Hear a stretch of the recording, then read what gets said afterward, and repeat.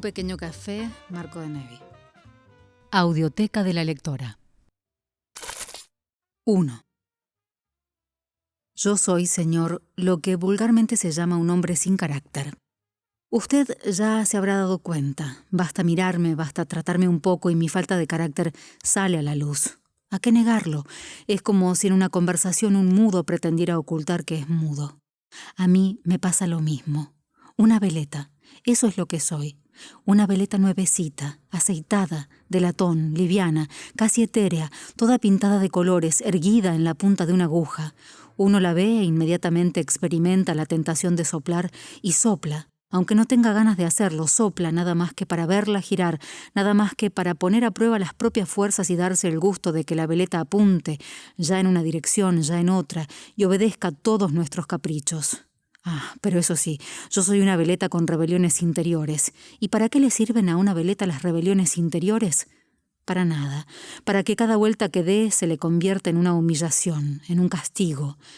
Pero lo mismo obedecerá, con toda su vergüenza y su desesperación adentro. Lo mismo girará sobre su eje, allá arriba, al menor golpe de aire. Porque a causa de esto se dice que un hombre no tiene carácter.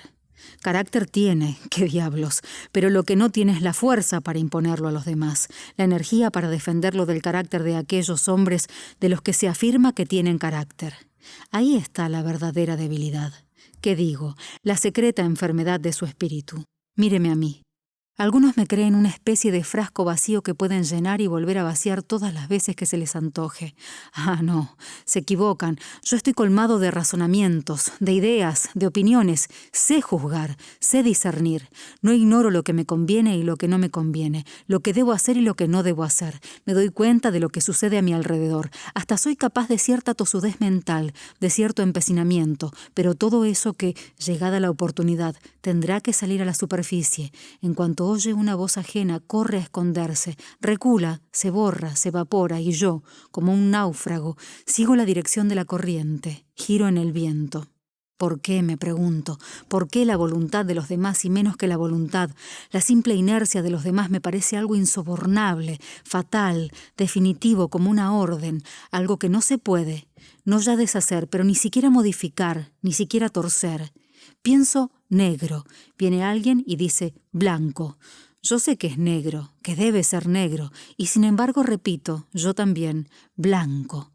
Por dentro gimo negro, negro, negro, pero en voz alta digo blanco. Seguiré sosteniendo blanco, aunque me maten, a menos que venga otro y grite negro, porque entonces yo también gritaré negro, y así sucesivamente. Envidio a esa gente que, usted la ve, se aferra a sus opiniones, se defiende, no escucha a nadie más que a sí mismo, y envidio todavía más a esos otros que no solo no se dejan influenciar, sino que van captando la voluntad ajena, van modelándola como a una arcilla y poco a poco le dan la forma que ellos quieren. Los envidio y les tengo miedo. Podrían, si se lo propusiesen, hacer de mí un ladrón, un asesino, un anarquista. No hacer de mí, no. Hacerme comportar como un ladrón, como un asesino, como un anarquista. Eso es lo que conseguirían. Y yo robaría, mataría, tal vez arrojaría una bomba, pero mi verdadero yo aquí adentro rugiría de dolor, se mordería los puños. He ahí mi drama. Le daré un ejemplo. Tímido como soy, usted me veía vestido de una manera algo extravagante, para la que se necesita cierta dosis de desprejuicio. ¿Sabe por qué? Porque eran los vendedores de tienda los que me obligaban a comprar esos mamarrachos, y entraba dispuesto a adquirir ropa discreta, oscura, un poco pasada de moda, pero ellos, en cuanto me echaban una ojeada, descubrían, con la práctica que tienen, al candidato. Y empezaban a fingir que me trataban como a un cliente importante. Me hacían la comedia de su amabilidad, de su servilismo. Me daban la mano, me llamaban señor de aquí, señor de allá, y luego me mostraban trajes absurdos, sombreros verdes con una plumita amarilla, sobre todos llenos de cinturones, de presillas y dobleces, camisas rosas, esas corbatas que todo el mundo rechaza y que quedan en el fondo de los cajones, y yo sufriendo íntimamente, no me atrevía a decirles no, no quiero. Permanecía callado mirándolos desesperadamente, los ojos húmedos, la frente perlada de sudor, y ellos se daban cuenta de mi padecimiento, pero se hacían los desentendidos. Me preguntaban, serios, clavándome una mirada intimidatoria. «¿Entonces, señor, se lo envuelvo?» Agregaban una última burla. «Lo felicito. Ha hecho una buena compra». y me acompañaban hasta la puerta, volvían a estrecharme la mano, y cuanto yo me iba, estaba seguro de que se reían a carcajadas, se frotaban las manos, le comentaban a algún compañero: ¿viste lo que le vendía ese infeliz? Y yo, con todo que presenciaba lúcidamente el proceso de que me hacían víctima, no me rebelaba. Pero después, a solas, me gritaba mentalmente a mí mismo: ¿por qué te dejaste engañar así? ¿Por qué fuiste tan débil? ¿Por qué no resististe? ¿Por qué? ¿Por qué? ¿Por qué? Y cada por qué era como un puñetazo a una montaña. Lo que le cuento de los vendedores de tienda podría contárselo con ligeras variantes de mis compañeros de oficina, de mis jefes, de los mozos de café, de los conductores de ómnibus, de los porteros, de los parientes, de los conocidos, de los desconocidos, de todos, y todos, hasta los más débiles, hasta los más estúpidos, se daban el lujo de sentirse frente a mí todopoderosos, convincentes, asistidos de razón. Claro que, como cada atropello me hacía sufrir atrozmente, procuraba evitarlos. Y los evitaba mediante una cobardía feroz, insomne, a costa de largos rodeos, de renunciamientos, de abandonos, de mentiras, sobre todo de mentiras. Sí, yo mentía locamente, pasmosamente. Era capaz de improvisar una mentira tras otra con el automatismo con que una lombriz se encoge en cuanto siente un roce extraño. Y en un hombre como yo, con aspecto de notorio pobre diablo, mis mentiras proferidas sin un titubeo se teñían a los ojos de los demás con los colores de la verdad. Porque ¿quién iba a imaginarse que yo, que a todo decía que sí, que a nadie contrariaba, podía simultáneamente tener el coraje y hasta el cinismo de mentir tan descaradamente? Y agregue la verosimilitud de mis mentiras, agregue el tono firme de mi voz cuando mentía, porque la gente bien instalada en su realidad en cuanto quiere salirse de ella y fabricarse una realidad imaginaria, está como perdida, balbucea, a la legua se le nota que miente. Pero yo no, señor, yo, habituado a plegarme a la realidad de los demás, podía, como un actor, mejor que un actor, representar cualquier papel, el que los otros me reservaban o el que yo, para pasar desapercibido, me elegía a mí mismo. Si usted me hubiese visto, señor, subí a un taxi. El conductor por ahí empezaba a hablar, me tiraba de la lengua. Era, por ejemplo, un peronista.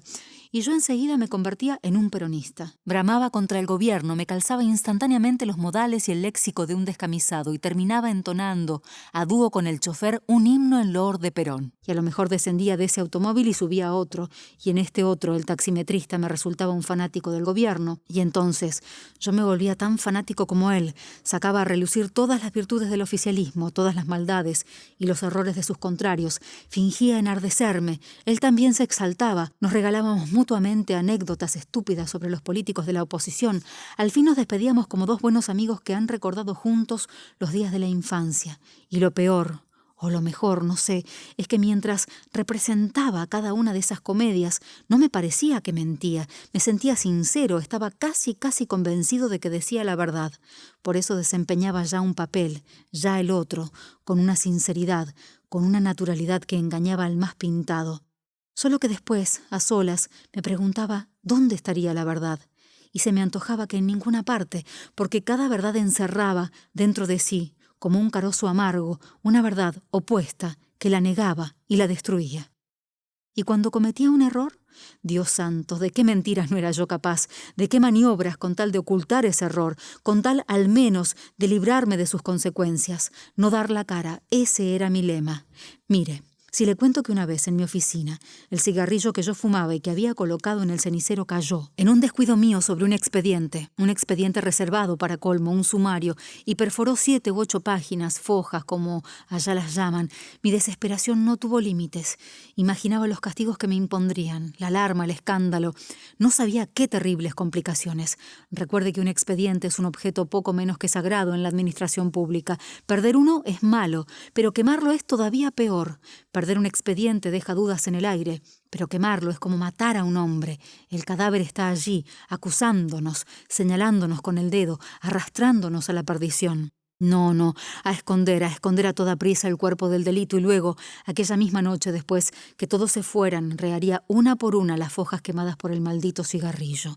Y usted me hubiera visto, señor, aquella noche, en el edificio vacío, correr de una oficina a otra, buscando diferentes máquinas de escribir, copiando las largas y tediosas declaraciones del sumario, los interrogatorios, los informes, las providencias, y más tarde, de nuevo a solas en mi escritorio, tratando de imitar las firmas de los instructores, de los declarantes, de los testigos, ensayando 1 y 1000 veces hasta lograr una reproducción más o menos fiel, a pesar de que las había complicadísimas, garabatos de analfabetos o esos enredados jeroglíficos en que se complacen con una delectación narcisista ciertos espíritus mediocres.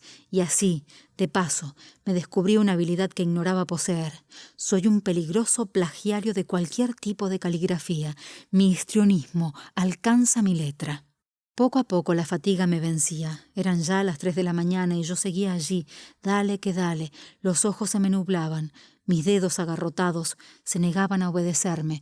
Tenía la cabeza llena de neblina y hacía frío, hacía mucho frío en aquel inmenso subsuelo. Oía, como entre sueños, el chasquido de las cucarachas.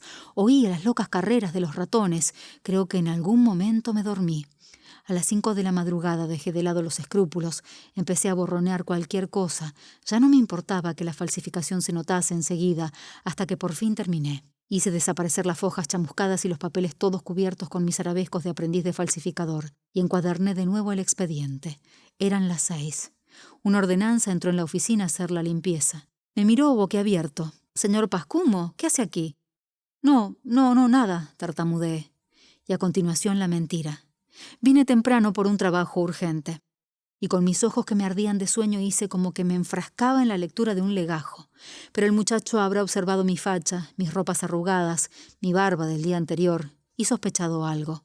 Sin embargo, no dijo nada y empezó a barrer silenciosamente el piso. ¿Usted cree que allí terminaron mis zozobras? No, porque si se descubría la falsificación de tantas firmas como por fuerza tenía que descubrirse, ¿qué ocurriría? ¿Me individualizarían? El ordenanza, llamado quizás a declarar, ¿no me delataría? Y entonces, ¿qué me esperaba? Sin duda, un castigo peor y más grave que aquel del que había querido librarme. Felizmente, y aunque a usted le cueste creerlo, el sumario danzó delante de los ojos de todo el mundo. Durante 1 año subió y bajó los 25 pisos del ministerio, recorrió las 300 oficinas y las 50 y pico jefaturas.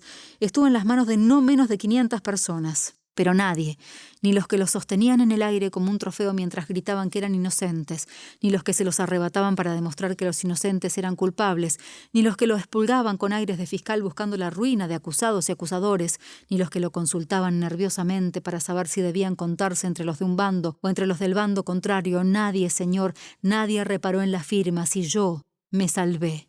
Pero la horrible noche en vela que me costó y las angustias que padecí durante aquel interminable año, ¿quién me las quita de encima?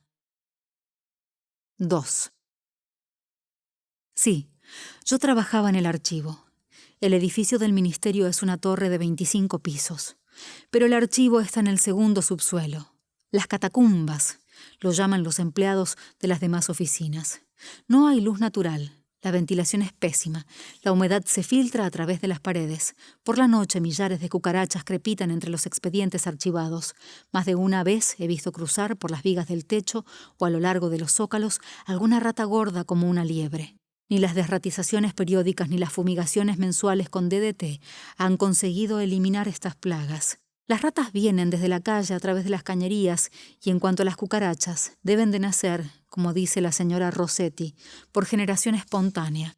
Los ascensores no llegan hasta ese ominoso subterráneo. Es necesario descender por una escalera en caracol. Moléstese algún día y visite el archivo. Vale la pena. Es un inmenso recinto que ocupa toda o casi toda la base de la torre. Pero ese vasto salón, naturalmente, no está vacío. Al contrario, está todo ocupado por estanterías que alcanzan el techo y en las que se acumulan los expedientes archivados o en reserva. Entre estantería y estantería una especie de pasadizo o callejuela. Estas callejuelas se cortan perpendicularmente unas con otras en damero y forman algo así como un ordenado laberinto geométrico, como una ciudad en miniatura. Y a la entrada del laberinto, un claro, un espacio abierto. Allí están los empleados, los 5 sirvientes del archivo, cada uno detrás de una pequeña mesa, y a un costado una jaula de madera, y dentro de la jaula, el jefe. Ese es el sitio donde he trabajado durante 20 años. Durante 20 años, ¿se da cuenta? Los demás se sucedían, se jubilaban, se morían, eran trasladados a otras oficinas. Yo no, yo siempre en el mismo lugar, como un expediente archivado más. Se comprende. Era el único que dominaba las tareas a la perfección, el único que conocía todos los precedentes, las reglamentaciones, los plazos de archivos, los vencimientos de las reservas, la ubicación de cada legajo, de cada papel. Pascumo, ¿usted recuerda aquel expediente de la compra de escritorios metálicos? Armario 18, estante 3, segundo paquete. ¿Se da cuenta? También los jefes se sucedían vertiginosamente. En 20 años no tuve menos de 20 jefes. Al archivo eran destinados o los que había que castigar o los que debían hacer méritos antes de ascender a mayores alturas. O, en fin, viejos servidores a punto de jubilarse y a los que se les regalaba como una extrema unción aquella jefatura que nadie quería. De esta manera no conocí sino jefes tolerantes y campechanos. El jefe autoritario, gritón, ensoberbecido, que aparece en todos los retratos de la burocracia, quizás sea un convencionalismo de los escritores. Por lo general, los jefes de oficina son personas amables. Amables con sus subalternos, entendámonos, no con el público. Amables y hasta débiles y excesivamente complacientes. En el fondo, les tienen miedo. Saben que sin ellos, sin el apoyo, la buena voluntad, incluso la complicidad de sus empleados, ¿qué sería de los jefes? Estarían perdidos. Habitualmente ignoran lo que firman, desconocen los pormenores del trabajo. La burocracia tan complicada, tan absurda, mueve infinitos resortes. Cada empleado tiene a su cargo uno de esos resortes y la maquinaria funciona gracias a todos. Pero nadie puede pretender dominar, él solo, la totalidad de los engranajes.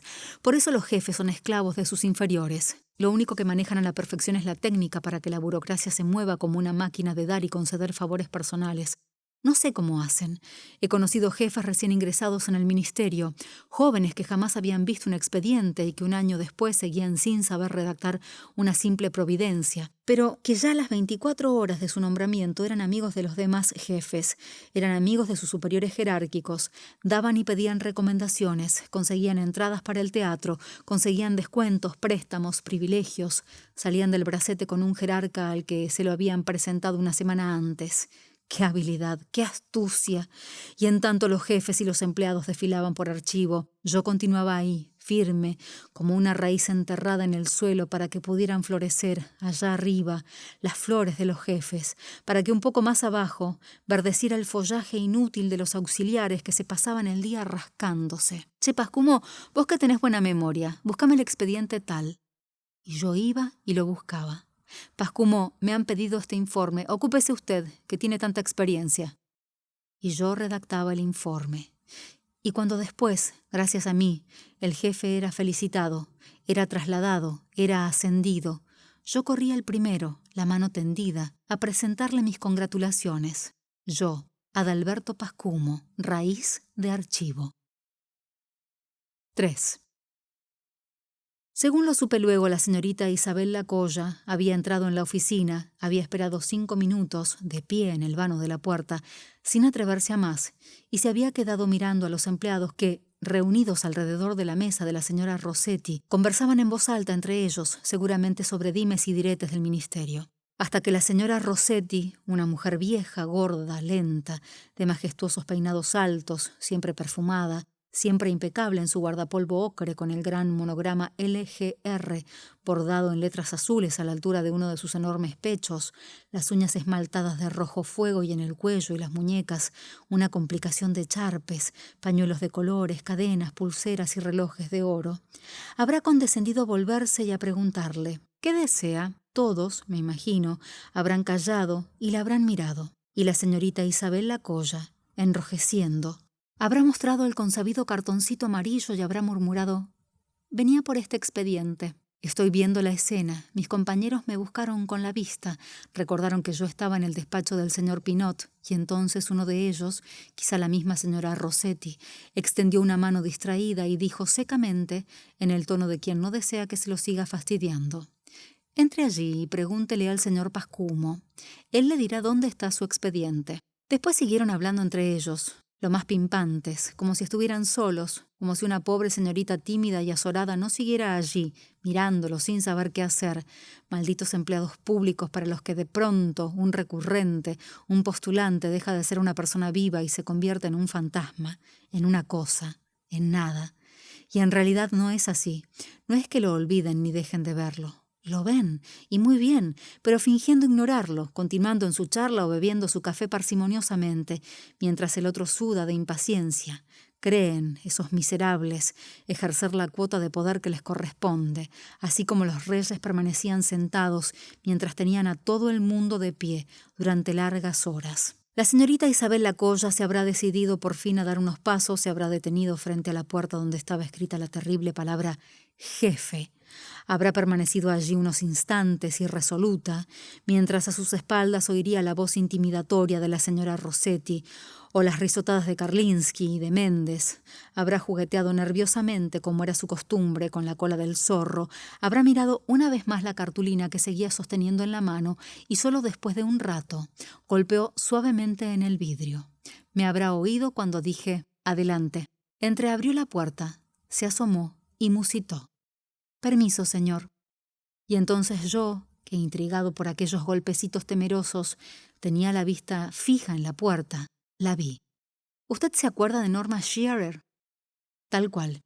El mismo rostro pálido, fino, casi transparente, de facciones puras, la misma nariz recta, la misma boca pequeña y delicada, y el dulce estrabismo de los ojos celestes, y aquella expresión un poco sufrida, como si acabase de ser objeto de una reprimenda que quisiera olvidar. Pero una Norma Shearer, de 38 años, una madura señorita vestida humildemente, la cara sin afeites, el pelo recogido en la nuca, y el cuello una patética piel barata, y ya un tanto raída. Fue verla y volver a mi primera maestra, a mis tías solteras, a las mujeres de mi niñez, cuyas fotografías, cuando las repaso en el álbum que heredé de mi madre, invariablemente asocio al perfume de eucaliptus y a los pregones de los vendedores callejeros con que están entretejidos mis recuerdos de infancia. Yo me hallaba en el despacho del jefe estudiando un expediente. El señor Pinot había salido, pero antes de irse me había llamado y me había dicho: «Pascumo, usted que tiene tanta experiencia, véame este caso y después deme su opinión. O mejor prepáreme un informe, yo salgo una horita y vuelvo. Usted quédese aquí. Si alguien me llama, dígale que fui al médico». Y se había ido. Y ahora yo estaba sentado en su sillón de cuero frente al gran escritorio con tinteros dorados y lámpara de bronce, y estudiaba una actuación en la que un insensato proponía destruir todos los expedientes archivados durante más de 30 años. Peor que un insensato, un loco y un criminal. ¿Cómo íbamos a desprendernos de aquellas preciosas reliquias que yo a menudo me entretenía en hojear, nada más que para ver las firmas de ministros que hoy eran próceres ya muertos y con una estatua en alguna plaza, o para descubrir que fulano, que ahora ocupaba el cargo de director general, en el año 32 había sido subjefe de archivo? Cuando ella entró, me puse rápidamente de pie y dije: «Adelante, adelante, señorita». Ella cerró la puerta y para cerrarla, pobre Isabel Lacoya, giró en redondo, me volvió la espalda, se hubiera dicho que aquello le costaba mucho trabajo. Estuvo unos segundos con la mano en el picaporte y de espaldas a mí, como si no supiese cómo seguir, o como si antes de enfrentarme memorizara lo que iba a decirme, y de golpe me vi a mí mismo, la primera vez el día de mi ingreso en el ministerio, a mí, de 17 años, cuando muerto de miedo y de vergüenza, debí comparecer delante de mi primer jefe y entré como ella, de espaldas, el corazón palpitante, sin saber qué hacer. Y ahora era yo el que ocupaba, al menos momentáneamente, el lugar de aquel jefe que me había ordenado en un tono brusco: «Acérquese». Una Norma Shearer, escapada de mi álbum de fotografías, con su modesto abrigo de paño gris y el exangüe zorro alrededor del cuello. Dios mío, creo que fue ahí cuando empecé ¿a qué? A nada. Y con los modos tranquilos de un jefe cortés y afable, pero de cualquier manera jefe, salí a su encuentro y le pregunté: «¿En qué puedo servirla?». Entonces ella se volvió, por fin me mostró la cartulina amarilla y sin mirarme, miraba la cartulina, murmuró: «Si usted fuese tan gentil, señor, busco este expediente. Sus empleados me dijeron». ¿Se da cuenta? Sus empleados. Y yo comencé a dejar correr aquella confusión de ella, primero, aquella mentira mía, después. Tomé la tarjeta amarilla. 2.820 de liquidaciones. Sí, pero desgraciadamente no lo tengo yo. En esto no había engaño. Siempre decía así: yo. Yo significaba archivo. Quería tanto mis expedientes, me sentía tan identificado con ellos. ¿Los tengo yo? No los tengo yo. Pero ella lo interpretó de otra manera. ¿Se da cuenta? Me miró. Y descubrir que padecía de aquel estrabismo me pareció, fíjese las cosas que tenemos los tímidos, me pareció que creaba entre ambos una especie de simpatía, de hermandad. Esto lo he experimentado con todos los que sufren algún defecto físico. Y me he llevado cada chasco, veía a un rengo, a un jorobado, a un ciego, e inmediatamente creía que ese infeliz estaba obligado a ser tan pusilánime como yo, y más de una vez me di de narices con un carácter violento que me hacía huir a la carrera. Se puso palidísima, vi que en la frente le brotaba la transpiración. «Por favor, señorita, tome asiento». Se sentó en la punta de una silla, abrió la cartera, extrajo un pañuelito y se lo pasó por los labios. «¿Se siente mal?» Pobrecita, pobrecita Isabel Lacoya. Hacía esfuerzos para sonreírse y de golpe empezó a visquear horriblemente. «No, pero... perdone, es que he dado tantas vueltas...» Comprendí. La han mandado de una oficina a otra, ¿no es cierto? Claro, para no tomarse la molestia de buscar. Pero el dato que yo acabo de darle es el verdadero. El expediente salió ayer, casualmente ayer, para liquidaciones. Dígaselos. Dígales que Pascumo, de archivo, le informó que el expediente lo tienen ellos, que lo busquen y que lo encuentren. Yo discurseaba y gesticulaba como un jefe que no les admite mañas a sus subordinados y usa su autoridad y hasta su severidad. Porque usted me hubiese visto, tenía el entrecejo contraído, levantaba un dedo y ahuecaba la voz, solo para defender los derechos del público. «¿Le hago servir un café? ¿Un vaso de agua?» Pero ella parecía no escucharme. Vi que en la sien, bajo la piel tersa como la de una niña, una vena se le había hinchado y latía tumultuosamente. Alargué una mano hacia la botonera ubicada a un costado del escritorio del jefe y oprimí un botón. Muequeó una sonrisa. «Si no es mucha molestia...» Yo, de pie, la observaba. Sí, delante de mí tenía a alguien de mi raza de seres sin carácter. La había reconocido de una ojeada, así como ustedes me reconocen a mí a primera vista. Y durante la fracción de un segundo experimenté una especie de regocijo vicioso y cruel, la sucia tentación de comportarme con ella como los demás se comportaban conmigo. La miraría fijo, montaría en cólera, le diría que su expediente se había extraviado, la haría llorar. Fue, repito, apenas medio segundo, pero durante ese medio segundo sentí esa turbia voluptuosidad. Ya ve que se lo cuento todo. Entró la ordenanza. Naturalmente entró creyendo que el que lo había llamado era el jefe, pero al verme a mí a solas con aquella desconocida, cambió instantáneamente de cara, al igual que una persona que de golpe cae en la cuenta de que la han estafado. Yo me adelanté a su evidente deseo de dar media vuelta e irse. «Gauna, por favor, ¿le sirve un café y un vaso de agua a la señorita que se siente un poco indispuesta?» Me miró con aquella expresión ofendida. Miró a Isabel, no contestó, y salió sin ninguna prisa, demorándose adrede, como para dejar en claro que yo no le daba órdenes y que, en todo caso, él no se había tragado esa historia de la señorita indispuesta. Temí que no volviese con el café y el agua. Usted no sabe lo que son los ordenanzas, serviles con los jefes, a los que sin embargo odian, confianzudos con los empleados que saben sobornarlos mediante pequeños favores, altaneros con aquellos otros que, como yo, carecen de habilidad para atraérselos. A mí ni siquiera me saludan. Quizás sean los únicos, los verdaderos amos de la burocracia. No resolverán los expedientes, pero tienen acceso a todas las oficinas y unen, como una lanzadera de un extremo a otro, los infinitos eslabones de las jerarquías. Le digo que son temibles. Ella, entre tanto, continuaba pasándose el pañuelo por la boca. De súbito se volvió locuaz, como si la invitación a tomar un café hubiese creado entre los dos cierta familiaridad. «Es que, ¿sabe, señor? Hace como 2 horas que estoy dando vueltas y vueltas, y esos ascensores tan rápidos me dan vértigo. Y como estoy sin almorzar, aproveché la hora del almuerzo para hacer esta diligencia.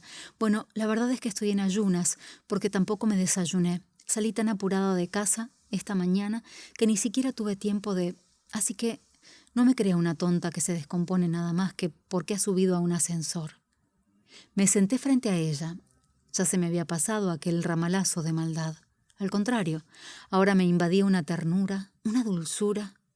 Comprendo. A cualquiera le ocurriría lo mismo. Dejó de visquear. «¿No es cierto, señor? Además le confieso que me cuesta entrar en esas oficinas todas llenas de empleados que me miran». «Lo comprendo perfectamente. Pero tengo que venir porque papá... El expediente es de mi padre porque papá desde hace un mes está en cama con reuma». Ya salía de su escondite, ya hablaba como en su casa, hasta hacía ademanes, y yo, serio pero cordial, asentía gravemente con la cabeza, le hacía el eco. «Ah, con reuma. Pero no será nada grave». «No, son cosas de la edad. Tiene 70 años. 70 años, qué bien. ¿Y quiere creer que todavía conserva a la madre? ¿Todavía? Mi abuelita, 91 años. Es increíble, ¿no es cierto? Pero sí, en la familia de mi padre todos son longevos. El papá de mi abuelita murió a los 99 años. Y usted lo hubiera conocido, señor. Jamás estuvo enfermo. Un poco la vista, pero se comprende. En cambio, por parte de mi madre, ninguno pasó de los 60. Cardíaco, ¿sabe? 3 minutos que me conocía y ya me hablaba así. Con otro habría permanecido muda. Pero conmigo no. Ella también me había reconocido, y aunque yo era para ella, como seguí siéndolo después, casi un personaje, me había reconocido lo mismo y respiraba, se sentía segura, se quitaba todas las mordazas. Si conoceré yo esas reacciones de los tímidos, he pasado 1000 veces por esos trances. Los demás comúnmente se plantan frente a nosotros como fieras salvajes. Inútil hablar, inútil pretender domesticarlas. Pero en cuanto descubrimos a uno de los nuestros, nos precipitamos a la otra punta. Enseguida le hacemos confidencias, no le ocultamos ni lo que llevamos en la cartera. Una especie de embriaguez nos impulsa a hablar, hablar, hablar. El ordenanza reapareció con el café y el vaso de agua. Menos mal. Colocó el pocillo y el vaso sobre el escritorio cerca de Isabel. Me miró siempre con aquel gesto de inocente, vilmente engañado, y salió dando un leve portazo. ¿Usted no toma, señor? No, acabo de tomar uno. Me paso el día tomando café. Y no hace bien tanto excitante. Es muy cierto. Bebió ceremoniosamente el café, y cada vez que se llevaba la tacita a los labios, levantaba la cabeza y me miraba. Yo le devolvía esa mirada y le sonreía. Supongo que habré parecido un padre que sigue con los ojos los movimientos de una hija enferma que toma la medicina y la estimula, sonriéndose, a que apura hasta el último sorbo. ¿Se siente mejor? Sí, infinitas gracias. Vaya haciendo cuentas. Decía Reumann, decía infinitas gracias, y en el dedo lucía un anillito falso, pequeñito, un hilo dorado con una piedra ordinaria, una fantasía de juguete, como las que se regalan a las niñas, y ni una pulsera, nada, ni aros, ni un broche en el abrigo. Y después que bebió el café, se quedó con el pocillo en la mano, callada, mirando la borra. No sabría cómo volver al tema que le interesaba. Dígame, señorita, el expediente de su padre, por lo que recuerdo, vencida la reserva en archivo, tenía que volver a liquidaciones y de ahí a la firma del ministro. Depositó la tacita sobre el escritorio, pero calculó mal, y lo hizo chocar contra el vidrio y se sonrojó. Sí, señor, pero le dijeron a papá que sin una cuña... El rubor se le iba acentuando. Se quitó nerviosamente la piel de zorro y descubrió un cuello largo, muy blanco, un poco flaco y terso, como el de una adolescente en la edad del crecimiento. Ah, sí, dije, meneando la cabeza y los ojos clavados en el piso, para que se repusiese de su rubor. Sí, alguna cuña. Pero, si usted me permite, uno de esos ciegos impulsos a los que frecuentemente cedo y que no me traen después sino complicaciones y dolores de cabeza, me hizo prometerle que intercedería, sí, justamente yo. ¿Y ante quién? Para que el expediente fuese resuelto cuanto antes. Se puso de pie, me dio otra vez infinitas gracias, miró para todos lados como si hubiese olvidado dónde estaba la puerta. En ese momento entró Méndez, fingió buscar un bibliorato y volvió a salir. Lo mandarían los otros para que averiguase qué estábamos haciendo. Ella, mientras Méndez revolvía papeles, me miraba a mí, se aferraba a mis ojos como si la presencia de aquel intruso la pusiese en peligro, y apenas Méndez se fue me preguntó, con el apresuramiento de quien de pronto advierte que se le ha hecho tarde: ¿Cuándo le parece bien que vuelva, señor? Preferiría verlo a usted y no ir allá arriba. No, si no me cuesta nada, fíjese que trabajo a pocas cuadras de aquí, en el bazar de antigüedades que está en Carlos Pellegrini, pasando Arroyo, justo frente a la placita. No sé si lo conoce. Sí, lo conozco. Bueno, yo trabajo allí, y como la dueña es muy bondadosa, me da permiso para llegar un poco más tarde todas las veces que se lo pido, así que puedo venir cuando usted me diga. Pero ¿para qué se va a molestar? Si usted quiere... Miré hacia un costado. Si ella quería, podíamos vernos alguna tarde, a la salida de su empleo. ¿Y por qué alguna tarde? ¿Por qué no fijar ahora mismo un día? Por ejemplo, el viernes. El viernes nos vimos, y así comenzó mi noviazgo con Isabel Lacoya. 4. Yo salía del ministerio a las 7:15. Ella salía de la tienda de antigüedades a las 8. Yo la esperaba en la esquina y nos íbamos caminando hasta Retiro. Allí Isabel tomaba el tren y yo me volvía a casa en ómnibus. Nuestros encuentros no duraban más de media hora. Mientras caminábamos, conversábamos. Ella me hablaba de sus padres, de su familia, de su hogar, de los episodios baladíes que protagonizaban los clientes del bazar de antigüedades. A mí, en cambio, me gustaba derivar el diálogo hacia cuestiones teóricas y especulativas. Quería lucirme. «Isabel, ¿usted cree en Dios?». Ella, como buena mujer, lo reducía todo a un asunto personal. «Fíjese, señor Pascumo, a los 9 años tuve meningitis. Mi madre le hizo una promesa a la Virgen de Luján si yo me curaba, y me curé. ¿Cómo no voy a creer en Dios?». Cada tanto salía a la superficie el tema del expediente. Yo decía, por ejemplo: «Antes que me olvide, al expediente de su padre no le pierdo pisada, así que quédese tranquila». La verdad, como usted sospechará, es que yo no tenía la menor idea de dónde podría estar y qué rumbos había emprendido el dichoso expediente, pero ya le expliqué que, puesto a mentir, miento como una prostituta. Ella contestaba: «Infinitas gracias, se lo comunicaré a papá». Y enseguida se ponía a hablar de otra cosa. Pero cuando yo olvidaba el expediente, ella se encargaba de recordármelo. «Perdón, pero papá me rogó que le preguntase si tiene alguna novedad para él». «Ah, sí, dígale que es cuestión de días, de semanas a lo sumo».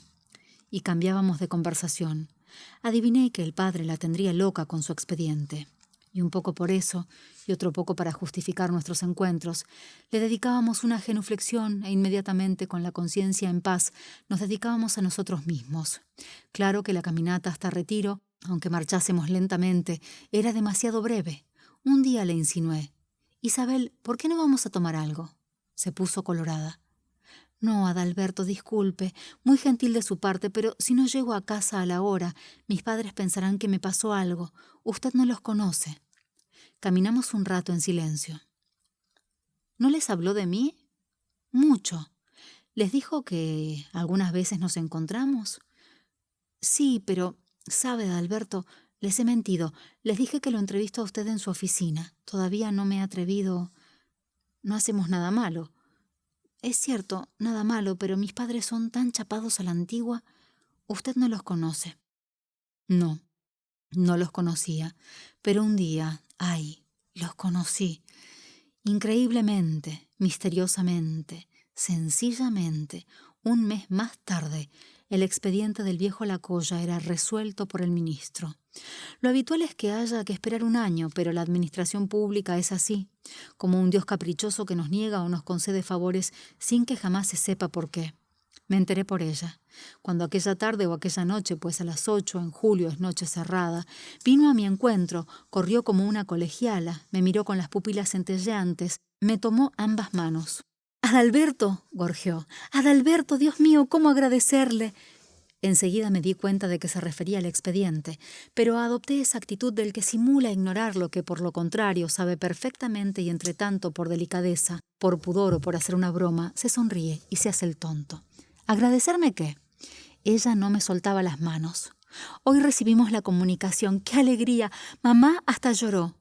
Yo seguía adelante con mi comedia, me sonreía como a punto de soltar ya la risa.